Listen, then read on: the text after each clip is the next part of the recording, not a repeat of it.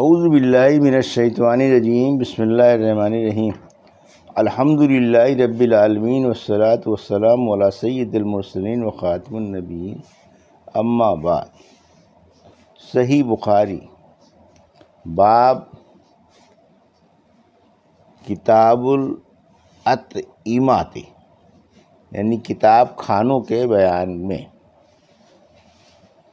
حدیث نمبر 5373، اردو ترجمہ۔ اور اللہ تعالیٰ نے سورہ بقرہ میں فرمایا کہ مسلمانوں کھاؤ ان پاکیزہ چیزوں کو جن کی ہم نے تمہیں روزی دی ہے، اور فرمایا کہ اور خرچ کرو ان پاکیزہ چیزوں میں سے جو تم نے کمائی ہیں۔ اور اللہ تعالیٰ نے سورہ مومنون میں فرمایا کھاؤ پاکیزہ چیزوں میں سے اور نیک عمل کرو، بے شک تم جو کچھ بھی کرتے ہو ان کو میں جانتا ہوں۔ ہم سے محمد بن کثیر نے بیان کیا، انہوں نے کہا ہم کو سفیان ثوری نے خبر دی، انہیں منصور نے، ان سے ابو وائل نے بیان کیا، اور ان سے ابو موسیٰ اشعری رضی اللہ عنہ نے بیان کیا کہ نبی کریم صلی اللہ علیہ وسلم نے فرمایا بھوکے کو کھلاؤ پلاؤ، بیمار کی مزاج پرسی کرو اور قیدی کو چھڑاؤ۔ سفیان ثوری نے کہا کہ حدیث میں لفظ آنی سے مراد قیدی ہے۔ حدیث نمبر 5374، اردو ترجمہ۔ ہم سے یوسف بن عیسیٰ مروزی نے بیان کیا، کہا ہم سے محمد بن فضیل نے بیان کیا، ان سے ان کے والد نے، ان سے ابو حازم سلمہ بن شجعی نے، اور ان سے ابو ہریرہ رضی اللہ عنہ نے بیان کیا کہ حضور اکرم صلی اللہ علیہ وسلم کی وفات تک آل محمد صلی اللہ علیہ وسلم پر کبھی ایسا زمانہ نہیں گزرا کہ کچھ دن برابر انہوں نے پیٹ بھر کر کھانا کھایا ہو، اور اسی سند سے۔ حدیث نمبر 5375، اردو ترجمہ۔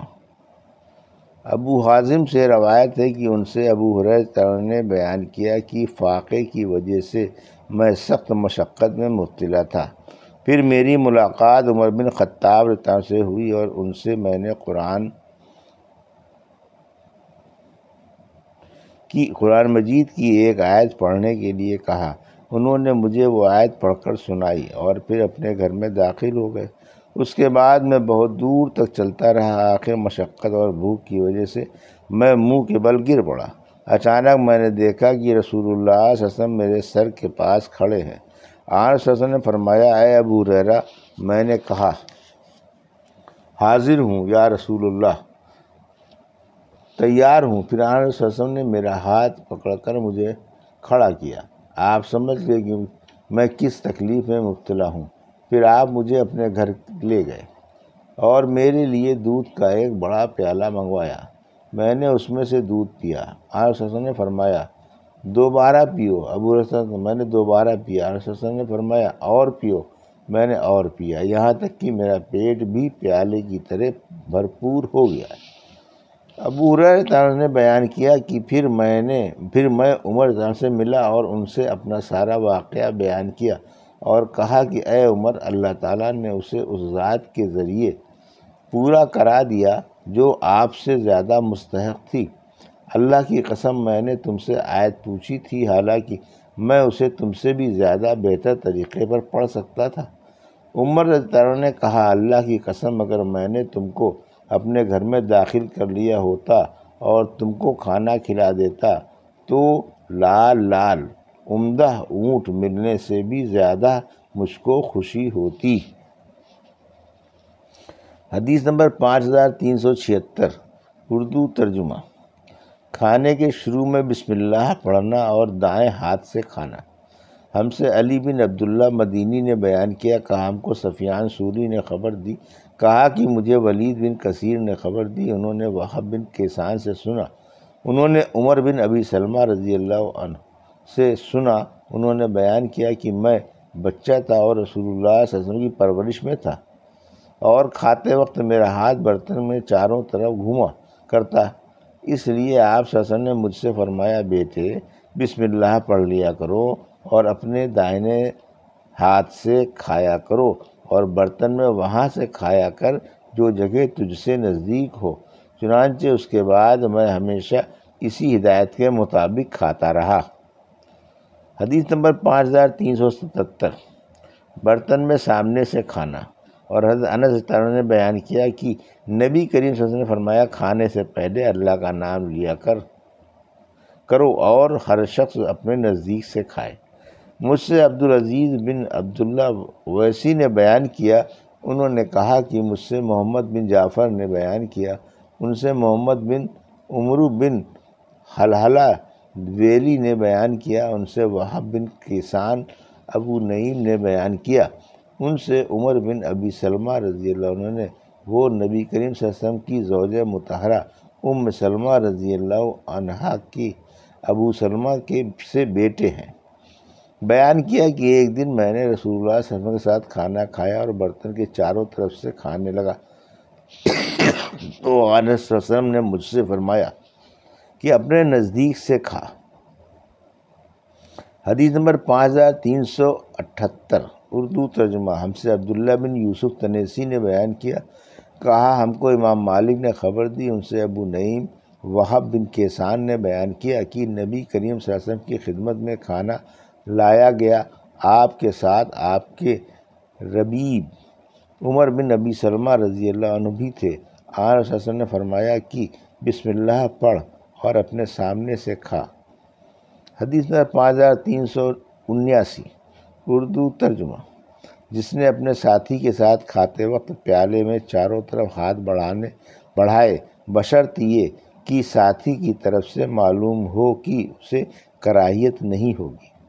ہم سے قنیبہ بن سعید نے بیان کیا، ان سے امام مالک نے، ان سے اسحاق بن عبداللہ بن ابی طلحہ نے، انہوں نے انس بن مالک رضی اللہ عنہ سے سنا، انہوں نے بیان کیا کہ ایک درزی نے رسول اللہ صلی اللہ علیہ وسلم کی کھانے کی دعوت کی جو انہوں نے آن صلی اللہ علیہ وسلم کے لیے تیار کیا تھا۔ انس رضی اللہ عنہ نے بیان کیا کہ حضور اکرم صلی اللہ علیہ وسلم کے ساتھ میں بھی گیا، میں نے دیکھا حضور اکرم صلی اللہ علیہ وسلم پیالے میں چاروں طرف کدو تلاش کرتے تھے کھانے کے لیے، بیان کیا کہ اسی دن سے کدو مجھ کو بھی بہت بھانے لگا۔ حدیث نمبر 5380، اردو ترجمہ۔ کھانے پینے میں دائیں ہاتھ کا استعمال کرنا۔ عمر بن ابی سلمہ رضی اللہ عنہ نے کہا کہ نبی کریم صلی اللہ علیہ وسلم نے مجھ سے فرمایا کہ دائیں ہاتھ سے کھا۔ ہم سے عبدان نے بیان کیا، کہا ہم کو عبداللہ نے خبر دی، کہا ہم کو شعبہ نے خبر دی، انہیں اشعت نے، انہیں ان کے والد نے، انہیں مسروق نے، اور ان سے حضرت عائشہ رضی اللہ عنہا نے بیان کیا کہ نبی کریم صلی اللہ علیہ وسلم جہاں تک ممکن ہوتا پاکی حاصل کرنے میں، جوتا پہننے اور کنگھا کرنے میں داہنی طرف سے ابتدا کرتے۔ اشعت اس حدیث کا راوی جب واسط شہر میں تھا تو اس نے اس حدیث میں یوں کہا تھا کہ ہر ایک کام میں حضور اکرم صلی اللہ علیہ وسلم داہنی طرف سے ابتدا کرتے تھے۔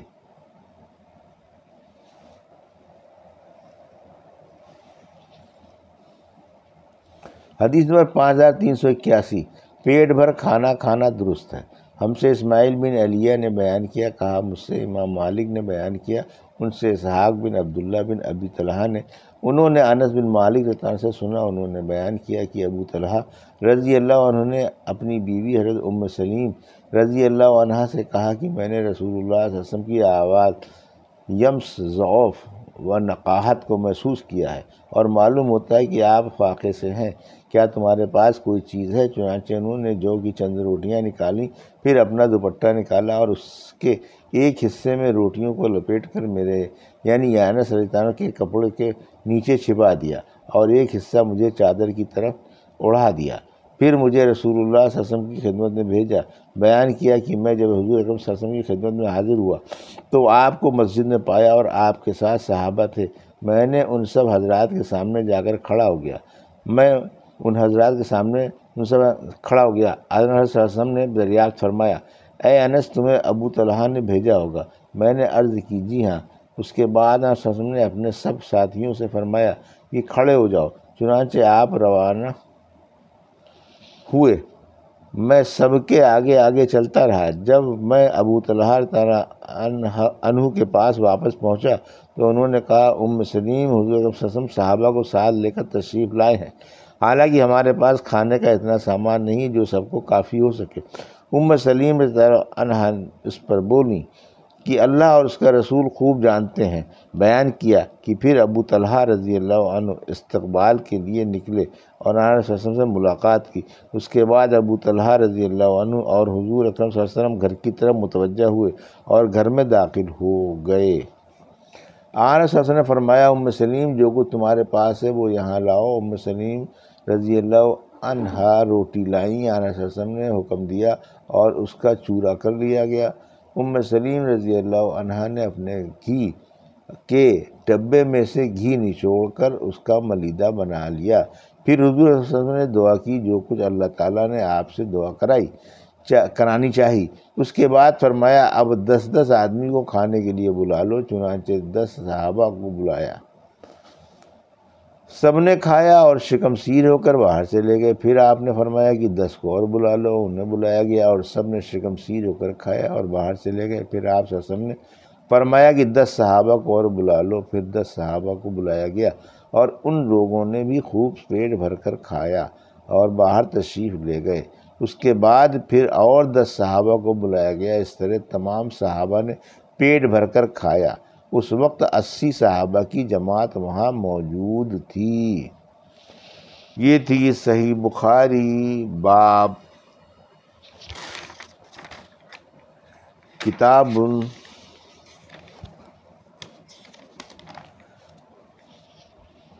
الطعمۃ کی حدیث نمبر 5373 سے 5381 کا اردو ترجمہ جو ابھی آپ نے سماعت فرمایا۔